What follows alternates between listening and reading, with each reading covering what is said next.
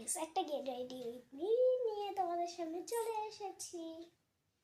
দেখতেই পাচ্ছ আমি রেডি হয়ে গেছি।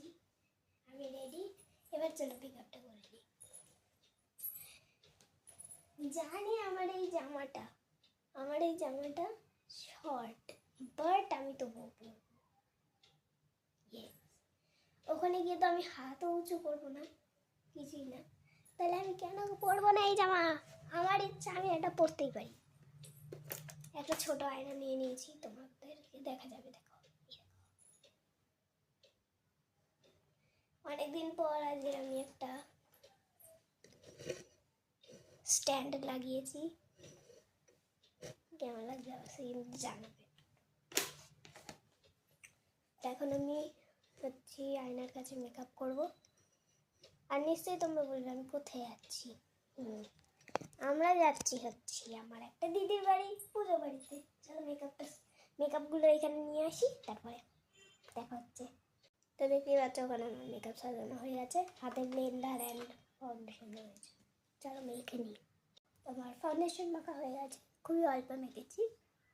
চলো ক্রিম মাখাই। ক্রিম আমার মাখা হয়ে গেছে, ইয়ার্কি করছিলাম। এবার ল্যাকমির কম্প্যাক্ট আমার কম্প্যাক্ট পাউডার মাখা হয়ে গেছে। এবার আমি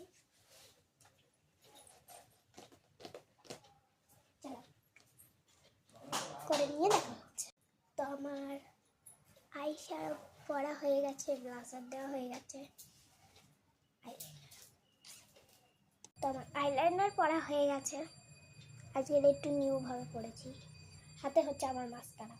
চলো মাস্কারাটা পরি। তো আমার মাস্কারা দেওয়া হয়ে গেছে,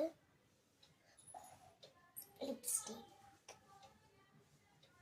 তো আমি পুরো রেডি হয়ে গেছি, শুধু জাস্ট চুলটা আঁচড়াবো। আমাকে কেমন লাগছে অবশ্যই কিন্তু জানাবে তোমরা লাইক করে, আর নয়েজটা ইগনোর করো আমার বাবা। তো আমাকে কেমন লাগছে অবশ্যই কিন্তু জানাবে। হার পরা বাকি, চুড়ি পরা বাকি। আমার লুকটা ঠিক এইরকম।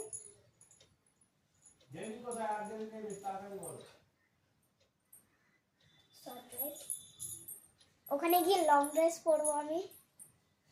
এইটা তোমরা এই জামাটা অনেক ভিডিওতেই দেখেছো।